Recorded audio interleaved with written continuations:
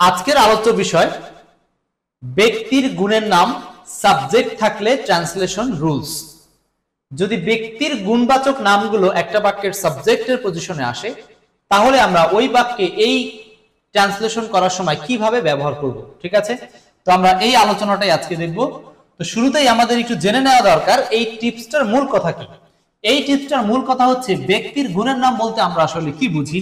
যেমন আমরা জানি ব্যক্তির গুণবাচক নাম আছে, যেমন ধনী, যেমন ব্যক্তির গুণাগুণ, এখানে গুণ বিশেষণ বলতে বোঝাচ্ছে যেমন গরিব, যেমন সৎ, যেমন সাহসী। এই যে ইংরেজি শব্দগুলো বাংলা শব্দগুলো বললাম, কোন ট্রান্সলেশনের ক্ষেত্রে যদি এরকম আরো অনেক ব্যক্তির গুণবাচক নাউনগুলো পাওয়া যায় তাহলে আমরা এদেরকে ইংরেজিতে কিভাবে কনভার্ট করব সেটাই মূল আলোচ্য বিষয়। তো আমরা নরমালি রিচ মানে জানি হলো ধনী। আমরা রিচ মানে কি জানি? ধনী। রিচ মানে ধনী। খুব কেয়ারফুল থাকেন নিয়মটার প্রতি। এইটা নরমাল শব্দ হিসাবে রিচ হলো একটা অ্যাডজেক্টিভ ওয়ার্ড, কিন্তু আপনি যখন বোঝাতে চাচ্ছেন ধনীরা, কোন সেন্টেন্সে আপনি ধনী, গরিব, সৎ, সাহসী এগুলো পেলেন মানে এগুলো সব অ্যাডজেক্টিভ পেলেন। কিন্তু যখন বলবে না ধনীরা, গরিবরা, সৎ লোকরা ভালো থাকে, সাহসীরা অনেক বিজয়ী হয়, গরিবরা কষ্টে ভোগে, এই যে গরিবরা, ধনীরা, সাহসীরা, তখন এগুলোর অ্যাডজেক্টিভ থাকে না। তখন ধনী থেকে ধনীরা এই কথাটা হয়ে যায় হলো আসলে একটা নাউন এবং প্লুরাল নাউন।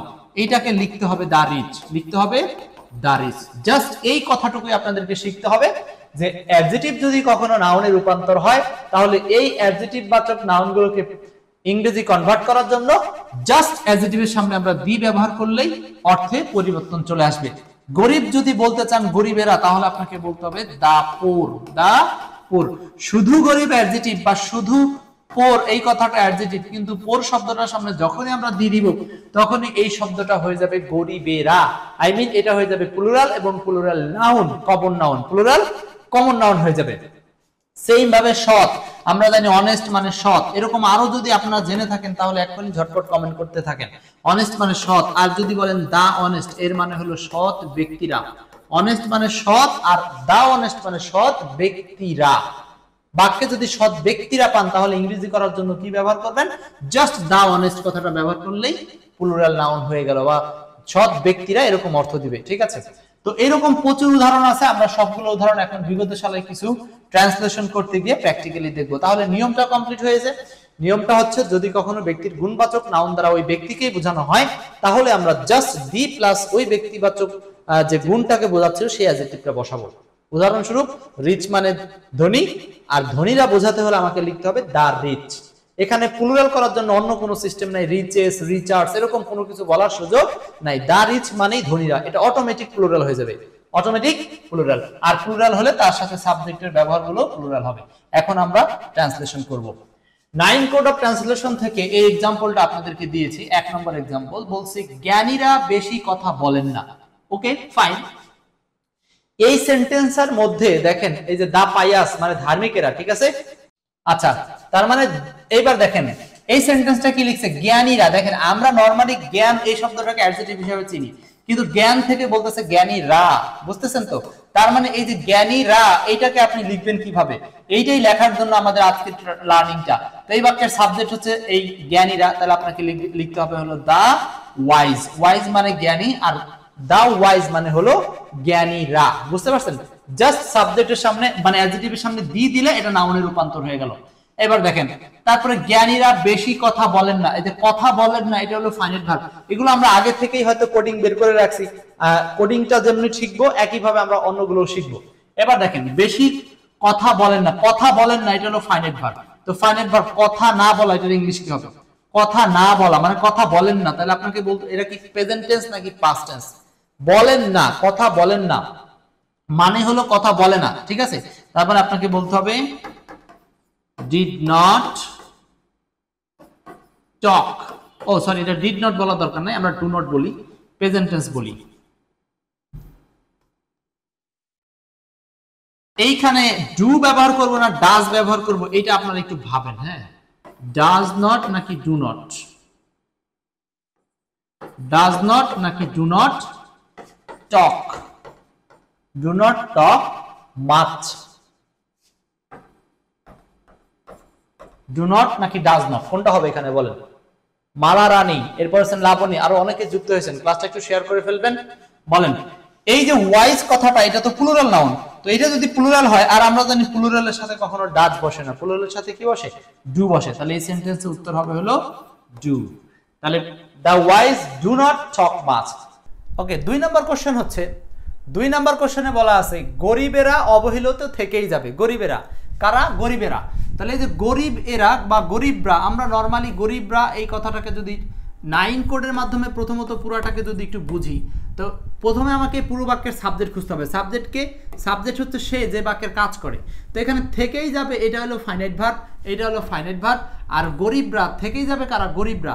সো এইটা হলো আপনার সাবজেক্ট। তাহলে গরিবেরা যদি সাবজেক্ট হয়, তো এই সাবজেক্টটাকে আমরা কিভাবে কনভার্ট করব? যেহেতু গরিব হলো অ্যাডজেক্টিভ, আর গরিবেরা বলতে আলাদা কোনো নাউন নাই, এই জন্য এটাকে আমরা ব্যবহার করব ডাইরেক্ট দা পোর দিলেই এই শব্দটা গরিবেরা অর্থ দিবে, গরিবেরা। ক্লিয়ার? এবার আসেন, থেকেই যাবে যখনই আমরা ফাইনাইট ভার্ব ইউজ করব, তখনই ফাইনাইট ভার্বের ক্ষেত্রে আমি দুইটা জিনিসের কথা বলেছি। ফাইনাইট ভার্বের টেন্স কি, ভয়েস কি। আমার আলোচনার পাশাপাশি আপনারা দ্রুত নিজেরাই কমেন্ট করার চেষ্টা করবেন, আমার আগে চেষ্টা করবেন, এটাই হচ্ছে চেষ্টা। আর এটার মাধ্যমেই নিজের ব্রেইনকে বুঝতে দিবেন যে আসলে সে পারছে কিনা। তো এখন দাপর থেকেই যাবে, এটার ইংলিশ কি হবে? যেহেতু ফাইনাইট ভার্বের জন্য আমরা টেন্স খুঁজবো, এটা হলো ফিউচার টেন্স। তাহলে আমাকে বলতে হবে উইল রিমেইন, উইল রিমেইন। এখন আসেন, উইল রিমেইন মানে থেকে যাবে, কিন্তু এখানে বলছে থেকেই যাবে। এই যে রস্য ই কথাটা আছে, এইটার জন্য আপনাকে বলতে হবে will do remain, will do remain মানে থেকেই যাবে, উইল ডু রিমেইন। এই ডুটা হচ্ছে জাস্ট এইখানে এই বাক্যের এই থেকেই রস্যই কথাটাকে ফোর্স করার জন্য ব্যবহার করা যাবে এবং ব্যবহার করতে হবে। ক্লিয়ার? এটা আরেকটা নতুন রুলস আপনারা শিখলেন। এবার আসেন, এরপরে এই বাক্যে নন ফাইনাইট ভার্ব নাই, অবজেক্ট আছে। অবজেক্টটা কি? অবজেক্ট হচ্ছে থেকেই যাবে। কি থেকে যাবে? অবহেলিত। কি থেকে যাবে? অবহেলিত। এটা হলো অবজেক্ট।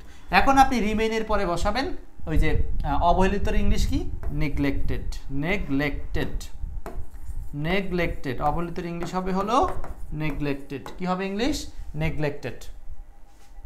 ওকে, নেগলেক্টেড। অবহেলিতর ইংলিশ হবে হচ্ছে নেগলেক্টেড। তার মানে সেন্টেন্সে বেশি এলিমেন্টস নাই, অল্প এলিমেন্টস দিয়ে আমরা আসলে টিপসটাকে আজকে আয়ত্ত করতেছি। টিপসটা কি? অ্যাডজেক্টিভকে কখন আমরা নাউন তৈরি করব, কিভাবে করব। হ্যাঁ, ক্লিয়ার? আশা করি 2 নম্বর বুঝতে পারছি সবাই। এরপর আসেন পরের কোশ্চেনে, 3 নম্বর। বেকাররা আরো ভালো চাকরির সুযোগ দাবি করছে। বেকাররা আরো ভালো চাকরির সুযোগ দাবি করছে। বেকাররা আরো ভালো চাকরির সুযোগ দাবি করছে। বেকাররা আরো ভালো চাকরির সুযোগ দাবি করছে। বলেন কি হবে এটা? বেকাররা আরো ভালো চাকরির সুযোগ দাবি করছে।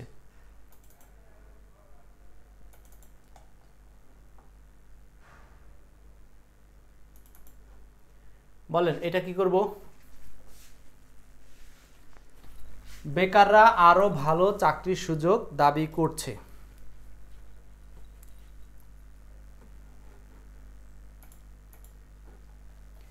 বেকাররা আরো ভালো চাকরির সুযোগ দাবি করছে।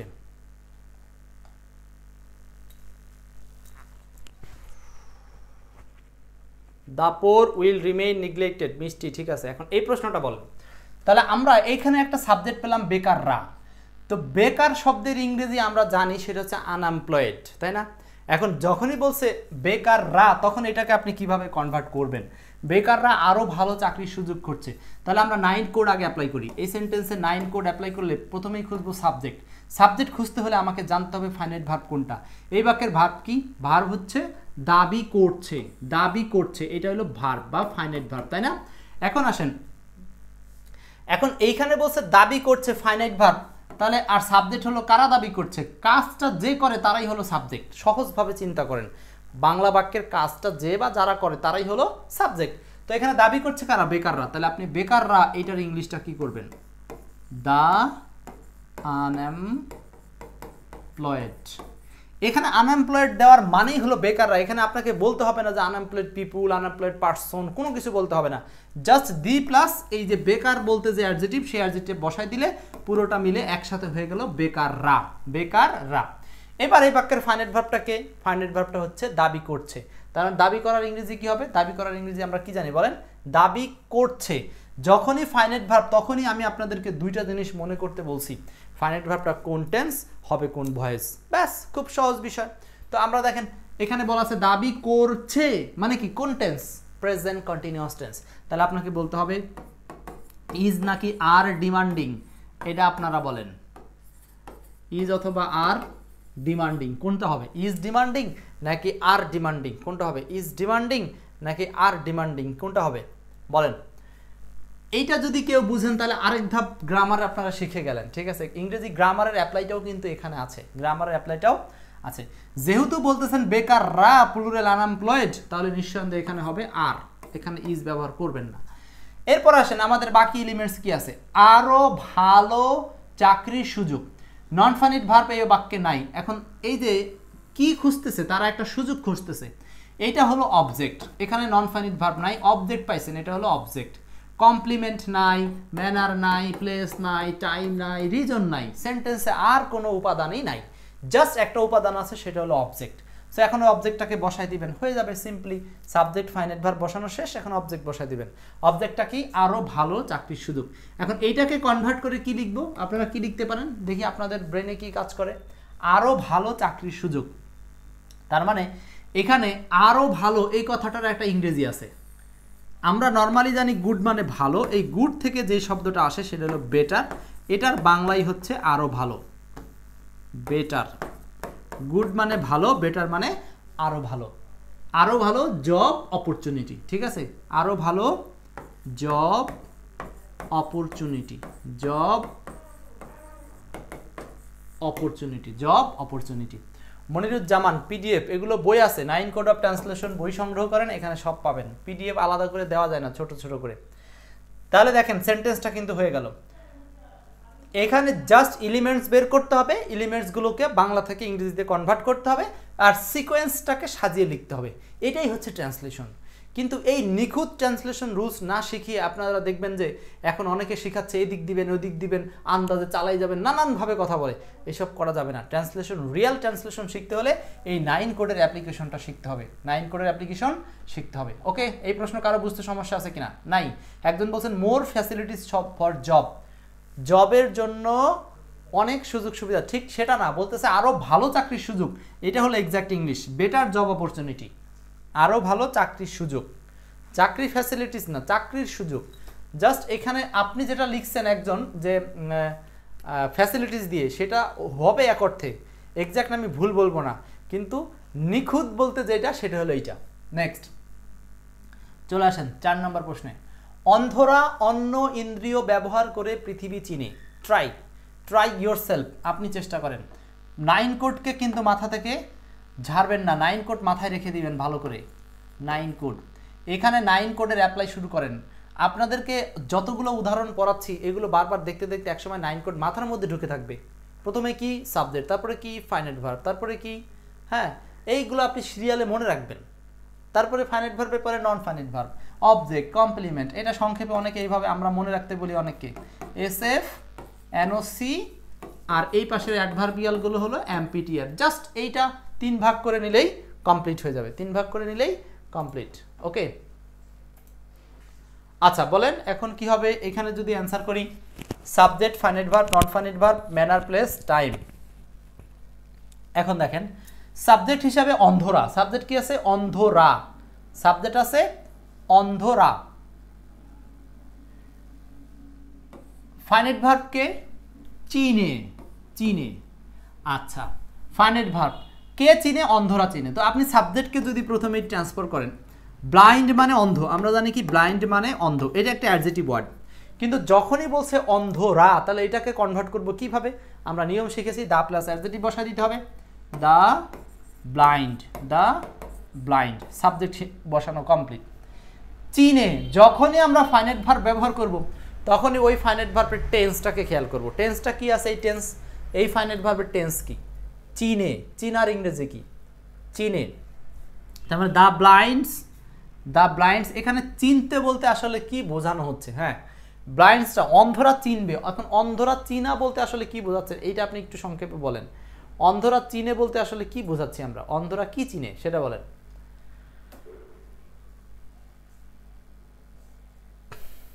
এখন অন্ধরা তো কোনো কিছুকে চোখ দিয়ে চিনতে পারে না, তাই না? তো এই ক্ষেত্রে আপনাকে একটা ভিন্নধর্মী একটা শব্দ ইউজ করতে হবে, ভিন্নধর্মী শব্দ ইউজ করবে। শব্দটা কি? এই চেনা অর্থে আপনাকে বলতে হবে নির্ণয় করে, আইডেন্টিফাই করে, অথবা আরেকটি শব্দ বলতে হবে নেভিগেট করে। আইডেন্টিফাই করে অথবা নেভিগেট করে, হ্যাঁ আইডেন্টিফাই করে অথবা নেভিগেট করে, রাইট। আরেকজন বলছেন আন্ডারস্ট্যান্ড, এটাও হতে পারে, আমিনা আক্তার আন্ডারস্ট্যান্ড হতে পারে, এটাও দিতে পারি। তার মানে দ্য ব্লাইন্ড নেভিগেট অথবা দ্য ব্লাইন্ড আন্ডারস্ট্যান্ড, বুঝে বা চিনে। কি চিনে? এরপরে দেখেন নন ফাইনাইট ভার্ব কি? অন্য ইন্দ্রিয়ের ব্যবহার করে। এই যে অন্য ইন্দ্রিয়ের ব্যবহার করে, এটা হলো নন ফাইনাইট ভার্ব, এটা হলো নন ফাইনাইট ভার্ব। আর এই বাক্যের অবজেক্ট হচ্ছে পৃথিবীকে। কাকে চিনে? পৃথিবীকে চিনে। এই বাক্যের অবজেক্ট হচ্ছে পৃথিবীকে চিনে। কাকে চিনে? পৃথিবীকে চিনে। এখন দেখেন, ও ফারজানা বলছেন পারসিভ, হ্যাঁ পারসিভও হতে পারে, কোনো সমস্যা নেই, পারসিভও হতে পারে। এখন আসেন আমরা এই সেন্টেন্সে নন ফাইনাইট ভার্ব আর একটা অবজেক্ট, আমরা কোনটাকে আগে অ্যাপ্লাই করব? মনে রাখবেন নন ফাইনাইট ভার্ব যদি ফ্রেজাল আকারে থাকে, নন ফাইনাইট ভার্ব যদি এরকম ফ্রেজাল আকারে পান, তাহলে দেখবেন সেখানে অবজেক্টটা আগে দাবি করে, বা আপনি যদি অবজেক্ট আগে দেন তাহলে শব্দের অর্থটা ভালো আসবে। তাহলে আপনাকে কি বলতে হবে? The blind navigate the world, navigate the world, navigate the world বা বিশ্বকে চিনে কি করে? অন্য ইন্দ্রিয়ের ব্যবহার করে, তার মানে ইউজিং আদার সেন্সেস। তাহলে এখানে কি বলবো? ইউজিং আদার সেন্স, ইউজিং আদার সেন্সেস, ইউজিং আদার সেন্সেস। একজন বলছেন হচ্ছে মার্ক, হ্যাঁ সেটাও দেওয়া যাবে, মার্কও দেওয়া যাবে, রিকগনাইজও দেওয়া যায়, সুন্দর। এই তো অনেকগুলো শব্দ কিন্তু অলরেডি চলে আসছে, আমরা এখানে অনেকগুলো শব্দই ব্যবহার করতে পারি ইচ্ছা মতো, কোনো সমস্যা নেই। তার মানে এই চেনা অর্থে আমরা বেশ কিছু শব্দ নিতে পারি যেটা অন্ধের সাথে যায়। হ্যাঁ এবার দেখেন কার কোনটা হয়েছে, এখানে নন ফাইনাইট ভার্ব ভাববো নাকি অ্যাডভার্ব অফ ম্যানার ভাববো? ওকে রাইট, এক সুন্দর একটা কথা বলছেন মনিরুজ্জামান, এটাকে আমরা অ্যাডভার্ব অফ ম্যানার ভাবতেছি। কিভাবে? অ্যাডভার্ব ম্যানারও ভাবতে পারেন। যে হাউ, কিভাবে চিনে? উত্তর হচ্ছে অন্য ইন্দ্রিয়ের ব্যবহার করে। হ্যাঁ অন্য ইন্দ্রিয়, এটাকে আমরা অ্যাডভার্ব অফ ম্যানার ভাবলে আরও সুন্দর হচ্ছে। দেখেন ব্রেন কিভাবে কাজ করে, এখন মনে হচ্ছে যে আমার চেয়ে আপনারাই ট্রান্সলেশনে অগ্রসর হয়ে গেছেন। কিভাবে? হাউ, কিভাবে চিনে? উত্তর হচ্ছে অন্য ইন্দ্রিয়ের ব্যবহার করে। সো এটাকে অ্যাডভার্ব অফ ম্যানার বললেই বেশি পারফেক্ট হবে, এবং ম্যানার বললে এখানে সাজানোটাও পারফেক্ট হচ্ছে। The blind navigate the world, এখানে অবজেক্ট, তারপরে অবজেক্টের পরে আমরা ব্যবহার করছি হলো adverb of manner, adverb of manner. এই চারটা এলিমেন্টস দ্বারা সেন্টেন্সটা কমপ্লিট হয়েছে। ক্লিয়ার? দেখেন আপনি যদি বুঝে বুঝে বেশি না 50টা সেন্টেন্স পড়েন, বাকি আর কোনোদিনও আপনাকে ট্রান্সলেশনে কেউ আটকাতে পারবে না। শুধু ভোকাবুলারি স্টকটা ভাই আমার অধীনে না, সেটা আপনাকে নিজেকে করতে হবে। ভোকাবুলারি স্টক আলহামদুলিল্লাহ আপনাদের মনে হয় ভালোই আছে। 5 নাম্বার, প্রতিবন্ধীরা দৈনন্দিন জীবনে অনেক চ্যালেঞ্জের মুখোমুখি হয়। প্রতিবন্ধীরা দৈনন্দিন জীবনে অনেক চ্যালেঞ্জের মুখোমুখি হয়। ওকে, তাহলে এই সেন্টেন্সে দা প্লাস অ্যাডজেক্টিভ দিয়ে সাবজেক্ট কি আছে? প্রতিবন্ধীরা। তো প্রতিবন্ধীর ইংরেজি আমরা জানি হলো ডিজেবল। প্রতিবন্ধীর ইংরেজি আমরা কি জানি? ডিজেবল। ডিজেবল কথাটার মানে হলো প্রতিবন্ধী। প্রতিবন্ধীর ইংলিশ কি বলেন? ডিজেবলড। আচ্ছা, এখন এইটা হলো সাবজেক্ট। আমরা যদি এই বাক্যের পোস্টমর্টম করি 9 কোড উপলক্ষে বা 9 কোড দিয়ে বের করার চেষ্টা করি, সাবজেক্ট হলো প্রতিবন্ধীরা। এরপরে মুখোমুখি হয়, এই যে চ্যালেঞ্জের মুখোমুখি হয়, এটা আপনি বলতে পারেন। অনেক চ্যালেঞ্জের মুখোমুখি, তার মানে এইখানে চ্যালেঞ্জের মুখোমুখি হয় বা মুখোমুখি হয়, এটা হলো ফাইনাইট ভার্ব। আর দৈনন্দিন জীবনে কোথায় বা কখন আপনি যদি বলেন যে কোথায় বা কখন দৈনন্দিন জীবনে, এটাকে আপনি টাইম হিসাবেও ধরতে পারেন। টাইম, অ্যাডভার্ব অফ টাইম, কোথায় দৈনন্দিন জীবনে। আবার যদি বলেন যে প্লেস হিসাবে ধরেন অ্যাডভার্ব অফ প্লেস, কোথায় তারা চ্যালেঞ্জের মুখোমুখি হয় দৈনন্দিন জীবনে, মানে দৈনিক যে কাজ করে। আবার এটাকে সময় হিসাবে না ধরে আমরা টাইম হিসাবেই ধরি, প্লেস হিসাবে ধরি, সরি হ্যাঁ প্লেস হিসাবেই ধরি। তাহলে এখানে আমরা পাচ্ছি কি? অনেক চ্যালেঞ্জের মুখোমুখি হয়, এইটুককে আমরা সরাসরি এই অনেক চ্যালেঞ্জ এটাকে আমরা অবজেক্ট হিসাবে নিব। কিভাবে অবজেক্ট হয় এটা বলেন তো? যে কি বা কিসের, কি বা কাকে মুখোমুখি হয়? চ্যালেঞ্জের মুখোমুখি হয়। তাহলে সাবজেক্ট পেলাম, অবজেক্ট পেলাম, ফাইনাইট ভার্ব পেলাম, আর এটা হলো অ্যাডভার্ব অফ প্লেস পেলাম। কোথায়? দৈনন্দিন জীবনে বিভিন্ন কার্যক্ষেত্রে। এটা একটা কাল্পনিক স্থান ধরে নিচ্ছি আমরা, হ্যাঁ কাল্পনিক আধার বা স্থান ধরে নিচ্ছি। তো এখন আমরা এটাকে সাজাই। সাবজেক্ট প্রতিবন্ধীরা, তাহলে আপনাকে বলতে হবে কি? The disabled, the disabled. The disabled দিলেই প্রতিবন্ধীরা অর্থ দিয়ে দিবে। প্রতিবন্ধীরা, হ্যাঁ দ্রুত আপনারা একটু কমেন্ট করতে থাকেন উত্তর। মুখোমুখি হয়, যখনই মুখোমুখি হয়, এবার বলেন তো মুখোমুখি হয়, আমি বারবার বলতেছি ফাইনাইট ভার্ব সার্চ করছি মানে এখানে দুইটা জিনিস মাথায় আনবো, কি কি, সেটা টেন্স কি, ভয়েস কি, জাস্ট। এবার দেখেন মুখোমুখি হয়, এটা কোন টেন্স, প্রেজেন্ট ইনডেফিনিট টেন্স, তাহলে আমাকে ব্যবহার করতে হবে ফেস। ফেস মানেই মুখোমুখি হওয়া। এরপরে অবজেক্ট, অবজেক্ট পাইছিলাম না আমরা, finite verb, subject, object, place. অনেক চ্যালেঞ্জেস, তাহলে face many challenges, face many challenges, face many challenges, face many challenges. এরপরে কি, দৈনন্দিন জীবনে, দৈনন্দিন জীবনে, দৈনন্দিন জীবনে, এটুকের ইংলিশ কি, দৈনন্দিন জীবনে মানে ইন ডেইলি লাইফ, শেষ। ফারজানা বলছেন persons with disabilities face many challenges in their daily lives. Okay, Farzana যেটা করেছেন আপনার, এটাকে আমি ভুল বলবো না, কিন্তু কিঞ্চিত মানে কিঞ্চিত বাড়তি কিছু নিয়ে আসছেন। সো ট্রান্সলেশন আপনি করতেই পারেন নিজের মতো করে। ওই যে বললাম না, একজন ট্রান্সলেশন করে 10-এর মধ্যে 5 পাবে, আরেকজন 7 পাবে, আরেকজন 9 পাবে। কেন? কারণ হচ্ছে নিখুঁত যাত্রা হবে, সে 10-এ 10 পাবে। এটাই হচ্ছে ট্রান্সলেশনের কারিশমা। এই জন্য 9 কোডকে একটু দয়া করে ফলো করেন। 9 কোড ফলো করলে আপনি এই ট্রান্সলেশনে ম্যাথের মতো মার্কস পাবেন। জাস্ট আপনি যেটা লিখছেন সেটা হচ্ছে, কিন্তু আপনি যদি একটু সচেতনভাবে এখানে কাজ করতেন তাহলে আপনি মানে পূর্ণাঙ্গ মার্কসটা পেতেন। দেখেন তাহলে আমরা কি বলছি, প্রতিবন্ধীরা, তো দ্য ডিসেবলড, প্রতিবন্ধীরা ফেস মেনি চ্যালেঞ্জেস, অনেক চ্যালেঞ্জের মুখোমুখি হয় দৈনন্দিন জীবনে। এই যে আমাদের সিকোয়েন্সটা কি বলে, আগে লিখবো সাবজেক্ট, তারপর লিখবো ফাইনাইট ভার্ব, হ্যাঁ, তারপরে নন ফাইনাইট, তারপরে লিখবো অবজেক্ট, তারপরে লিখবো কমপ্লিমেন্ট, তারপরে লিখবো হচ্ছে ম্যানার, তারপরে প্লেস, তারপরে টাইম, তারপরে রিজন। মাঝখান থেকে যে উপাদানটা থাকবে না সেটা বাদ দিয়ে যা থাকবে বাকিগুলো লিখবেন। তো এখানে আছে কি, প্লেস, আর মাঝখানে এগুলো ছিল না, এগুলো নাই, এগুলো লিখিনি। ক্লিয়ার? তো সিকোয়েন্সটা যদি কমপ্লিট করতে পারেন তাহলে আপনি অ্যাকচুয়াল মার্কস পাবেন। Place in daily life, in daily life, এটাকে আপনারা ডেইলি লাইফকে প্লেস না বলে টাইম বলেন, সবচেয়ে বেটার হবে। টাইম, টাইম এটা হলো অ্যাডভার্ব অফ টাইম বলেন। In daily life, daily life এটাকে আমরা প্রাত্যহিক জীবন বা এটাকে সময় বললেই বেশি সুন্দর হবে। Disable face many challenge in day lifes বা ইন ডেইলি লাইফ, হ্যাঁ, দৈনন্দিন জীবনে, জীবন যোগ এ আছে, এই কারণে এখানে প্রিপোজিশন আসছে, বুঝাইতে পারছি? দৈনন্দিন জীবন ডেইলি লাইফ, আর এটার সাথে জীবনে আছে, এই জন্য ইন ডেইলি লাইফ। প্রিপোজিশন হচ্ছে আর কিছুই না, প্রত্যয়ের ব্যবহার। কমপ্লিট। 5 নাম্বার পারবো তো সবাই? এভাবেই 9 কোড অফ ট্রান্সলেশন বইতে সুন্দরভাবে সব আলোচনা আসে। ইনশাল্লাহ ট্রান্সলেশন শেখার জন্য এই বইটা আপনাদেরকে দারুণভাবে হেল্প করবে। নেক্সট, আজকের আলোচনার সর্বশেষ প্রশ্ন 6 নাম্বারটা। 6 নাম্বার, লামিয়া ইসরাত। জুলাই 24 বিপ্লবে আহতদের তৎক্ষণাৎ জরুরি বিভাগে নেওয়া হয়েছিল কি? ব্যাস, গুরুত্বপূর্ণ একটা লাইন, এটা দেখি কে কতটুকু লিখতে পারছেন। কে লিখতে পারেন দেখি?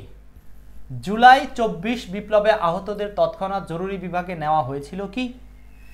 প্রথমত এটাকে আপনারা 9 কোডের বিশ্লেষণে ভাঙবেন। হ্যাঁ, 9 কোডে যদি ভাঙেন তাহলে কি দাঁড়ায়, এটা যদি আমরা 9 কোডে ভাঙি বা বিশ্লেষণ করি, ঠিক আছে, 9 কোডে যদি আমরা এটাকে ভাঙি বা বিশ্লেষণ করি তাহলে কি পাই? আগে কোডিংটা করেন। সাবজেক্ট কে? জুলাই 24 বিপ্লবে আহতদের তৎক্ষণাৎ জরুরি বিভাগে নেওয়া হয়েছিল কি? তার মানে এখানে ভার্বটা আপনি যদি আগে খুঁজেন, জরুরি বিভাগে নেওয়া হয়েছিল, এইটা হলো ভার্ব, নেওয়া হয়েছিল, এটা হলো বাক্যের ভার্ব, ফাইনাইট ভার্ব। এবার এই ফাইনাইট ভার্বের কাজটা কার দ্বারা হয়েছিল বা কাকে করা হয়েছিল? জুলাই 24 বিপ্লবে আহতদের, এইটা হলো প্যাসিভ মোড। যদি কেউ বুঝতে পারেন জিনিসটা, এটা হলো প্যাসিভ সাবজেক্ট। এই যে নেওয়া হয়েছিল, কাদেরকে নেওয়া হয়েছিল? জুলাই 24 বিপ্লবে আহতদের নেওয়া হয়েছিল কিনা সেটা জিজ্ঞেস করেছে আর কি। তো সাবজেক্টও পেয়ে গেলাম আমরা, এটা এস, এটা ফাইনাইট ভার্ব। এরপরে তৎক্ষণাৎ জরুরি বিভাগে, নন ফাইনাইট ভার্ব নাই, তৎক্ষণাৎ এটা হলো adverb of time, adverb of time, এটা হলো অ্যাডভার্ব অফ টাইম। কোথায়? জরুরি বিভাগে, এটা হলো adverb of place, adverb of place, adverb of place. ব্যাস, আমরা কয়টা এলিমেন্টস পেলাম? 2 2 4টা এলিমেন্টস। এই 4টা এলিমেন্টসের সাথে এখানে অতিরিক্ত একটা যোগ হয়েছে, সেটা হলো যে কি বলতে বোঝানো হচ্ছে, সেন্টেন্সটাকে ইন্টারোগেটিভ ফরম্যাটে করতে হবে। আপনার বাক্য বোঝা শেষ, এখন শুধু সাজাবেন। আসেন আমরা সাজাই। তো সাজাতে গেলে প্রথমে আমরা সাবজেক্টটাকে একটু ফলো করি। জুলাই 24 বিপ্লবে আহত, এই যে আহত কথাটা, আহত কথাটায় আহতদের চলে আসছে। তো আমরা আহত কথাটার ইংরেজি জানি হলো ইনজুর্ড, আহত কথার ইংরেজি কি জানি? ইনজুর্ড। তো এখন ইনজুর্ড মানে আহত, এটা হলো অ্যাডজেক্টিভ, কিন্তু যখনই বলতেছেন আহতদের, এখানে আহতদের বলতে বোঝাচ্ছে আহত ব্যক্তিদের বোঝানো হচ্ছে। হ্যাঁ, তাহলে আহত ব্যক্তিদের, তার মানে আপনি বলবেন হলো দ্য ইনজুর্ড, আহত ব্যক্তিদের।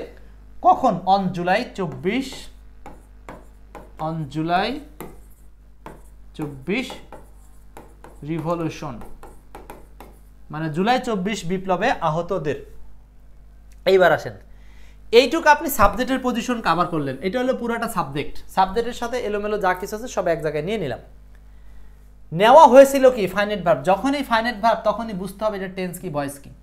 নিঃসন্দেহে হয়েছিল কি, এটা পাস্ট ইনডিফিনিট টেন্স এবং এটার মুড হলো প্যাসিভ। তো আপনাদের জানতে হবে যে পাস্ট ইনডিফিনিট টেন্সে প্যাসিভ মুডে কি বসে।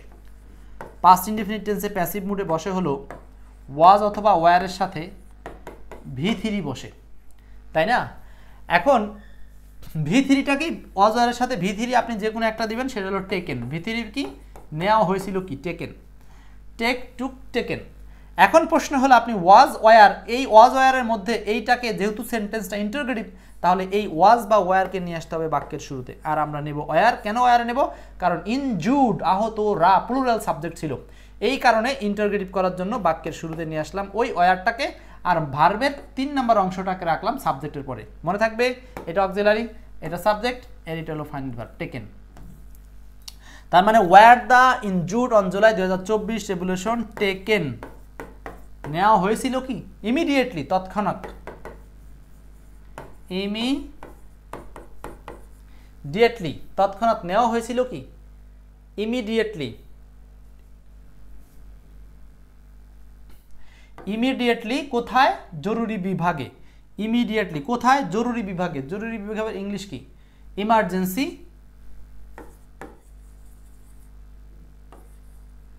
ইমার্জেন্সি